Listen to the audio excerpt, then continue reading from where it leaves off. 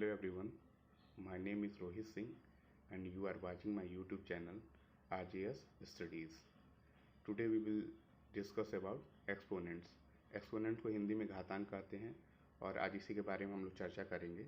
तो जैसा कि आपके स्क्रीन पर दिख रहा होगा, लिखा हुआ है घातांक वह संख्या होती है जो हमें बताती है कि किसी संख्या को कितनी बार खुद से ही गुना करना है। ठीक है, जैसे एग्जाम्पल में दिया हुआ है 2 पे पावर 3। ठीक है, तो 2 जो है वो आधार है और 3 जो है वो घात है या घातांक है। ठीक है, तो अभी आपने पढ़ा कि घातांक वह संख्या होती है जो बताती है कि किसी संख्या को आपस में ही कितनी बार गुणा करना है। तो यहाँ पे घातांक क्या है, 3 है, तो 2 को कितनी बार आपस में गुणा करेंगे, 3 बार कर देंगे। ठीक है, यहाँ पे जैसे दिखाया गया है, देखिएगा कि 2 पे पावर 3 है तो 2 गुणे 2 गुणे 2, 3 बार गुणा हो गया। ठीक, ये चीज़ हो गया। फिर आगे देखिए लिखा हुआ है घातांक को समान गुणनखंड दर्शाने वाला अंक भी कहते हैं। ठीक है, घातांक को समान गुणनखंड दर्शाने वाला अंक भी कहते हैं। यहाँ लिखा हुआ देख लीजिएगा आप लोग, अंक भी कहते हैं। ठीक, तो गुणनखंड आप लोग जैसा कि जानते हैं, ठीक है, या कि संख्या गुणनखंड वह होगा जिससे उसमें भाग चला जाए। जैसे 4 का गुणनखंड क्या होगा, 1 होगा, 2 होगा और खुद 4 होगा। लेकिन यहाँ पे लिख रहा है, ठीक है, घातांक को समान गुणनखंड, मतलब वो समान ही गुणनखंड हमेशा दिखाएगा। जैसे 2 पे पावर 3 है तो 2 गुणे 2 गुणे 2, मतलब एक समान ही गुणनखंड है सारा। सब सारा का सारा गुणनखंड क्या है, 2 ही है। ठीक, ये चीज़ है। फिर आगे देखिए आप लोग, लिखा हुआ है कि घातांक को कैसे दर्शाते या लिखते हैं। ठीक है, अब जैसे देखिए डीएलएड में क्या होता है, डीएलएड में एक नंबर का क्वेश्चन पूछा जाता है या 2 नंबर का क्वेश्चन पूछा जाता है। तो मे भी हो सकता है कि आपसे क्वेश्चन पूछ लिया जाए कि घातांक किसे कहते हैं। ठीक है, तो एक लाइन का डिफिनीशन हो गया एक नंबर में, तो आप लोग ये ऐसे लिख दीजिएगा। फिर देखिए यहाँ पे जो लिखा हुआ है घातांक को कैसे दर्शाते या लिखते हैं। ठीक, तो ए पे पावर एन है, ए टू द पावर एन। ठीक है, तो एन जो यहाँ पे लिखा हुआ देखिएगा, एन यहाँ पर क्या है, घातांक है, एक्सपोनेंट है। ठीक है, और ए जो है जिस पे घात लगाया गया है, ए जो है उसको क्या बोलते हैं, आधार बोलेंगे। ठीक है, ए जो है वो आधार होगा, ये चीज़ देख लीजिएगा। ठीक, अब हम पढ़ेंगे घातांक के नियम क्या होते हैं। ठीक है, घातांक के नियम क्या क्या हैं। ठीक है, तो देखिए घातांक के टोटल 6 लॉज या रूल्स होते हैं। ठीक है, घातांक के टोटल 6 लॉज होते हैं। कहीं कहीं बुक में 8 दिया हुआ है, कहीं पे 4 दिया हुआ है, लेकिन टोटल जितने भी लॉज बनेंगे इन्हीं 6 रूल्स को ही लेकर बनेंगे। ठीक है, बाकी आप लोग कन्फ्यूज मत होइएगा कहीं पे 8 पढ़ के कहीं पे 4 पढ़ के। ठीक है, तो पहला देखिए, पहला लॉ क्या है, पहला लॉ है आपका गुणा का नियम। ठीक है, गुणा का नियम पहला। तो इसमें देखिएगा लिखा हुआ है ए पे पावर एम इंटू, जो डॉट बना हुआ वो इंटू है, गुणा का चिन्ह है, into A to power N equal to A पे पावर एम प्लस एन। इसका मतलब ये हुआ, अगर समान आधार वाले व्यंजकों को आपस में गुणा किया जाएगा तो उनकी घातें आपस में जुड़ जाएंगी। देखिएगा ए जो है वो भी समा एक आधार है और दूसरा वाला जिस पे ए टू पावर एन है वो भी समान आधार है। दोनों के आधार समान है तो क्या होगी, इनकी घातें आपस में जुड़ जाएंगी। तो उसको लिख सकते हैं A to power M plus N. Example से भी दिखाया गया है, देखिएगा यहाँ पे एग्जाम्पल से भी दिखाया गया है। 2 पे पावर 3 है और गुणे 2 पे पावर 4 है, तो क्या होगा, दोनों का आधार सेम है, दोनों का आधार 2 है, तो 2 पे पावर 3 प्लस 4 हो गया। फिर आगे क्या जाके क्या हो जाएगा, 2 पे पावर 7, 4 प्लस 3 करेंगे तो 4 3 7 होता है। ठीक, और जब 2 को 7 बार आपस में गुणा करेंगे तो क्या आ जाएगा, 128 आ जाएगा। ठीक, फिर देखिएगा इसी चीज़ को इलेबोरेट कर दिया गया है। इट मीन्स समान आधार के व्यंजकों को गुणा करने के लिए एक आधार को लेंगे, वह उनकी घातों को जोड़ देंगे। ठीक है, वही चीज़ फिर से दोबारा दिखा दिया गया है। ठीक है,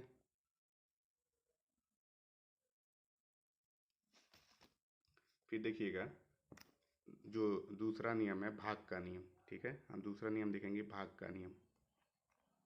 भाग के नियम में देखिएगा इसमें है ए पे पावर एम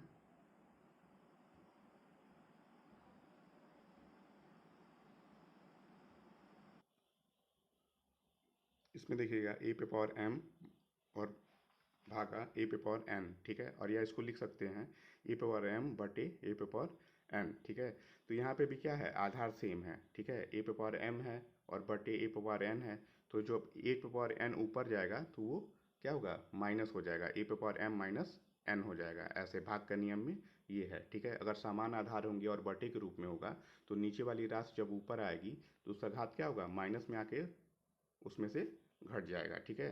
तो एग्जाम्पल द्वारा दिखाया गया है, जैसे इसमें लिखा हुआ है 2 पे पावर 4 हो गया, ठीक है। देखिएगा 2 पे पावर 4 हो गया भागा 2 पे पावर 3, या इसको लिख सकते हैं 2 पे पावर 4 बटे 2 पे पावर 3। अब देखिएगा यहाँ पे दोनों आधार सेम है, आधार सेम है ना, दो ही आधार है, ऊपर भी दो आधार है, नीचे भी दो आधार है, तो क्या होगा, जो नीचे वाला 2 पे पावर 3 है ऊपर जाएगा तो वो माइनस हो जाएगा, उसमें से 2 पे पावर 4 - 3 हो गया।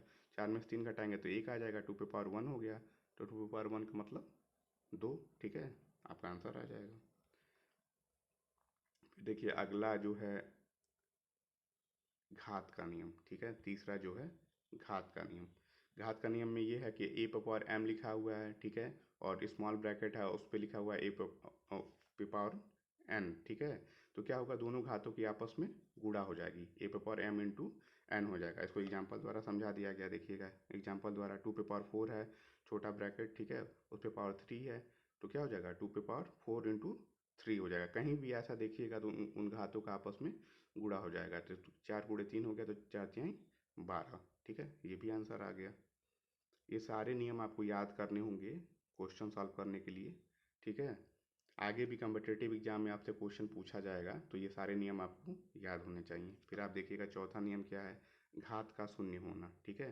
अगर किसी संख्या पे 0 घात है तो उसका वैल्यू क्या होगा, हमेशा 1 होगा। 0 को छोड़कर अगर किसी संख्या पर शून्य घात है, ठीक है, 0 को छोड़कर अगर किसी संख्या पर शून्य घात है तो उसकी वैल्यू हमेशा 1 होगी, ठीक है। फॉर एग्जाम्पल आप देखिए 3 पे पावर 0 है तो उसकी वैल्यू 1 आएगी, 5 पे पावर 0 है तो उसकी वैल्यू 1 आएगी। फिर नीचे लिखा हुआ है शून्य के अलावा कोई भी संख्या जिसकी घात शून्य है तो सदैव उस संख्या का मान 1 के बराबर होगा, ठीक। अगर 0 पे पावर 0 आ जाएगा, शून्य के अलावा मैंने बोला था अभी, तो अभी मैं बता रहा हूँ, अगर शून्य पावर 0 आ जाएगा तो उसकी वैल्यू क्या हो जाएगी, अनडिफाइंड होगी या इनफाइनाइट आ जाएगी, ठीक है, या अपरिभाषित होगी। इस चीज़ का ध्यान रखिएगा आप लोग, एग्जाम में भी पूछ ले कि 0 पे पावर 0 हो जाएगा तो उसकी वैल्यू क्या होगी, तो वहाँ पे 1 नहीं होगा, वहाँ पे होगा अपरिभाषित, इनडिफाइंड।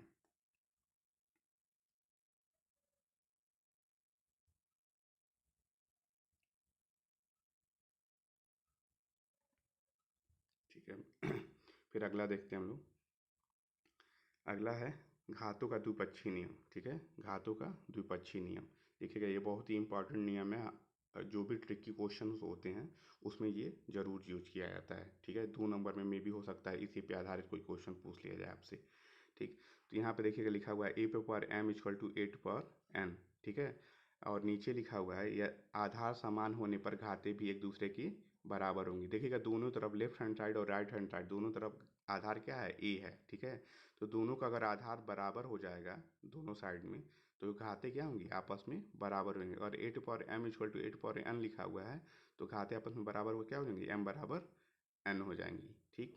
फिर देखिएगा इसी में दूसरा है, दूसरा नियम भी है, घातों के द्विपक्षीय नियम में भी एक दूसरा नियम है।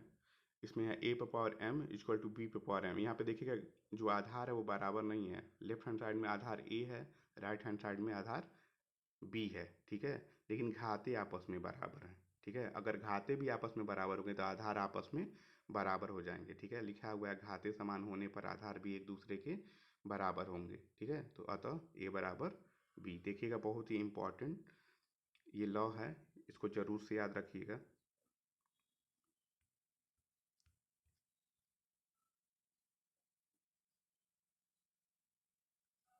ठीक है, फिर अगला नियम देखते हैं, छठवां नियम है घात का व्युत्क्रम नियम, ठीक है। इस पे a पे पावर m = b लिखा हुआ है, तो जब a की घात उधर जाएगी तो वो 1/, हो जाएगी, ठीक है। a बराबर b पे पावर 1/m हो जाएगा, ठीक है। इसको एग्जाम्पल से भी दिखाया गया है। अगर x⁴ दिया हुआ है, ठीक है, तो x की पावर जब उधर जाएगी, जब राइट हैंड साइड में जाएगी x की पावर, तो क्या हो जाएगी 27 में पावर 1/3, या x बराबर क्यूब, क्यूब में आ जाएगा 27, ठीक है। तो 27 का क्यूब क्या होता है, 3 × 3 × 3 लिख देंगे ऐसे करके, ठीक। और जो करड़ी पे जो पावर 3 लिखा हुआ है, करड़ी का मूल 3 है, तो 3 3 का जोड़ा बनेगा, ठीक। तो 3 क्या होगा, बाहर आ जाएगा। देखिए 3 × 3 लिखा हुआ है ना 3 बार, तो 3 का जोड़ा बनेगा तो 3 क्या होगा, बाहर आ जाएगा। ये आपका आंसर हो गया। ये होता है घात का व्युत्क्रम नियम। इस प्रकार से 6 नियम है, सभी 6 नियम बहुत इंपॉर्टेंट है। 5वां नियम का मतलब ट्रिकी क्वेश्चन में यूज किया जाता है, ठीक है, तो इस वजह से उस पर ज़्यादा ध्यान दीजिएगा आप लोग, ठीक। फिर आपके जो सिलेबस है, डीएलएड का जो सिलेबस है उसमें मेंशन किया गया है पूर्णांक तथा परिमेय संख्या को घातांक के रूप में लिखना। ये टॉपिक आपके सिलेबस में मेंशन किया गया है, ठीक है। तो इसमें देख लीजिए कि पहले पूर्णांक क्या होता है, परिमेय संख्या क्या होती हैं, ठीक है। अब पूर्णांक में देख लीजिए पूर्णांक संख्याओं में क्या क्या कौन कौन सी संख्याएं आती हैं। तो सबसे पहले क्या होता है, उसमें काउंटिंग नंबर्स आते हैं, काउंटिंग नंबर्स जिनको हम लोग गिन सकते हैं, ठीक है। तो काउंटिंग नंबर में जीरो नहीं आता है, इस चीज़ का ध्यान रखिएगा आप लोग। काउंटिंग नंबर में जीरो नहीं आता है, 1 2 3 4 5 6 7 8, ठीक है, और ये ऐसे करके इनफाइनाइट, ठीक है। तो ये काउंटिंग नंबर पूर्णांक संख्याओं में आती हैं, ठीक है। जीरो भी आता है, ठीक। निगेटिव काउंटिंग नंबर भी आएंगे, ठीक है, -1 -2 -3 करके इनफाइनाइट टाइम्स, ठीक है। ये हो गया, ठीक। और देखिए नीचे यहाँ पे इलेबोरेट कर दिया गया, ऐसी संख्याएं जिसमें धनात्मक ऋणात्मक एवं शून्य संख्याएं सम्मिलित होती हैं नॉट ए फ्रैक्शन पूर्णांक संख्या कहलाती हैं। भिन्न के रूप में नहीं लिखना है, ठीक है। भिन्न के रूप में जो भी संख्या लिखी जाएंगी वो पूर्णांक संख्याएं नहीं होंगी, ठीक है। और दशमलव के रूप में भी नहीं लिखी जाएंगी, जैसे 1.4134 ऐसे नहीं लिखी जाएंगी, जैसे 1.43 या जो भी है ऐसे करके नहीं। पूर्णांक संख्या को मतलब पूर्ण रूप में लिखा जाए, जैसे 142 लिखा गया, ठीक है, 2 लिखा गया, 4 लिखा गया, 6 लिखा गया, 100 लिखा गया, तो ऐसी संख्या उनको बोलेंगे पूर्णांक संख्या। और देखिएगा पूर्णांक संख्याओं को इंग्लिश में बोलते हैं इंटीजर्स, ठीक है, ध्यान दीजिएगा, ठीक। फिर देखिए यहाँ पे लिखा हुआ है कि पूर्णांक संख्याओं का संख्या रेखा प्रदर्शन, संख्या रेखा पर प्रदर्शन कर सकते हैं हम लोग पूर्णांक संख्याओं का, ठीक है। तो यहाँ पे देखिए मूल बिंदु क्या है, जीरो है, ठीक है। जीरो के राइट हैंड साइड में जो भी संख्या होंगी वो धनात्मक होगी, तो उसको लिखेंगे 1 2 3 4 5 6 7 8 और इनफाइनाइट यहाँ तक जाएगा, ठीक है। फिर अगर राइट हैंड साइड में देखेंगे तो ऋणात्मक संख्याएं होती हैं, -1 -2 -3 -4 -5, ठीक है। तो ऐसे करके पूर्णांक संख्या में क्या क्या आएंगे, काउंटिंग नंबर्स आएंगे, जीरो आएंगे और निगेटिव काउंटिंग नंबर आएंगे, ठीक है। तो ये चीज़ पे ध्यान दीजिएगा आप लोग। फिर हम आगे देखते हैं, आगे देखिएगा परिमेय संख्याएं क्या होती हैं, रेशनल नंबर्स क्या होती हैं। परिमेय संख्याएं अधिकतर लोगों को पता होता है, जिनको p/q के रूप में लिखते हैं, ठीक है। और q जहाँ पे जीरो के बराबर नहीं हो सकता है, ठीक है। तो यहाँ देखिएगा ऐसी प्राकृतिक संख्याएं जिनको p/q के रूप में लिखा जाता है, जहाँ p व q पूर्णांक संख्याएं हैं। देखिएगा अभी पूर्णांक संख्या मैंने आपको पढ़ाया है कि p और q क्या हैं, पूर्णांक संख्याएं, ये नहीं कि दशमलव में आपने लिख दिया, ठीक है। तथा q not equal to zero होता है, q not equal to zero होता है, ठीक है। परिमेय संख्याएं कहलाती हैं ऐसी संख्याएं जिनको p/q के रूप में लिखा जाता है, जहाँ p और q क्या है, पूर्णांक संख्याएं हैं और q not equal to zero है, ठीक है। जैसे देखिएगा एग्जांपल दिया है 2/3 और -1/2, ठीक है। etc। अभी आपको मैंने पढ़ाया कि जो पूर्णांक संख्या वो निगेटिव भी हो सकती हैं, तो ऐसे ही यहाँ पर लिखा गया -1/2, तो ये भी क्या होगी, परिमेय संख्या होगी। और देखिए 1 2 3 यहाँ पे 1 2 3 etcetera are also rational number, क्योंकि इनको लिखा जा सकता है ना 1/1 2/1 3/1, वन का किसी में विभाग दिया जाएगा तो वही संख्या आएगी। इस वजह से क्या होगा, जो भी संख्याएं अगर 1 2 3 4 5 6 7 लिखा जा रहा है वो एक परिमेय संख्या हुई, क्योंकि क्यू की वैल्यू क्या है, यहाँ पे 1 है, Q is not equal to zero, ठीक है। ये चीज़ हो गया। फिर देखिएगा आगे एक और टॉपिक है आप लोग के सिलेबस के अनुसार कि वैज्ञानिक अंकन पद्धति, तो इस संख्याओं का निरूपण वैज्ञानिक अंकन पद्धति से कैसे करते हैं, ऐसे करके आपके एग्जाम में क्वेश्चन पूछा जा सकता है। तो देखिएगा इसमें लिखा गया है, इस पद्धति में संख्याओं को इकाई और दशमलव के रूप में व्यक्त करते हैं, ठीक है। इस पद्धति में संख्याओं को इकाई और दशमलव के रूप में व्यक्त करते हैं, सैकड़ा और दहाई में नहीं करते हैं। इस कहने का मतलब ये है कि बस इकाई के रूप में क्या करेंगे, उसको संख्याओं का निरूपण करेंगे इकाई और दशमलव के रूप में। देखिएगा यहाँ लिखा हुआ है इकाई और दशमलव के रूप में संख्याओं का निरूपण करेंगे, सैकड़ा और दहाई में नहीं करेंगे, ठीक है। तो आगे आपको समझाया जाएगा डिटेल में, तो देखिएगा आगे जो है यहाँ से, जैसे यहाँ लिखा हुआ जैसे लिखा हुआ है कि इकाई दहाई सैकड़ा हज़ार 10,000 लाख 10 लाख 15 लाख किलोमीटर को 10 के आधार पर घातीय अंकन पद्धति से व्यक्त करने पर, ठीक है। देखिए, एक वैज्ञानिक अंकन पद्धति होगा, एक घातीय अंकन पद्धति हो गया, ठीक है। तो अगर 15 लाख किलोमीटर को अगर हम घातीय अंकन पद्धति में लिखेंगे तो क्या हो जाएगा, 15 × 10⁵ जीरो। आप बस गिन लीजिए कितना जीरो है, यहाँ जीरो गिन लीजिए, 1 2 3 4 5। तो वही क्या करेंगे, 10⁵ लिख देंगे। 15 × 10⁵ हो गया, ये घातीय अंकन पद्धति हो गया, ठीक है। देखिए, और यहाँ लिखा हुआ है, यहाँ 15 साधारण संख्या और 10⁸ क्या है, घातीय संख्या है। यहाँ पे 15 साधारण संख्या और 10⁸ क्या है, घातीय संख्या। अब इसको क्या करेंगे हम, अब वैज्ञानिक अंकन पद्धति में लिख के दिखाएंगे आपको। एग्जाम में क्वेश्चन ऐसे पूछ लेगा कि 15 लाख किलोमीटर को वैज्ञानिक अंकन पद्धति में लिख कर दिखाइए या लिख कर बताइए, ठीक है। तो यहाँ देखिए हो गया आपका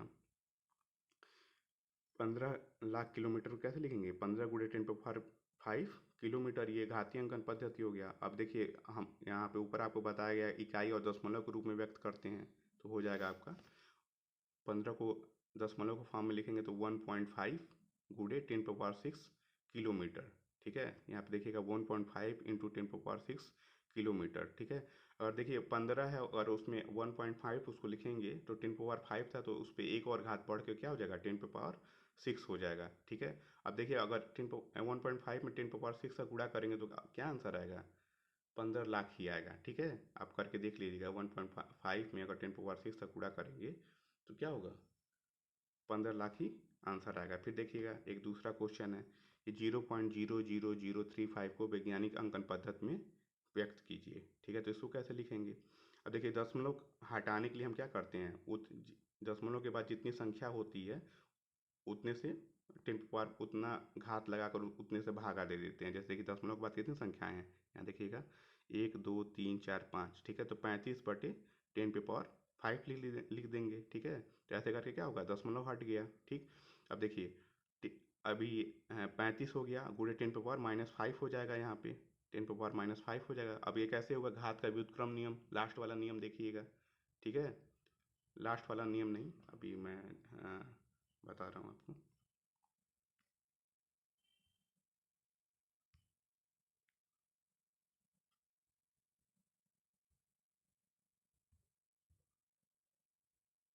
यहाँ देखिएगा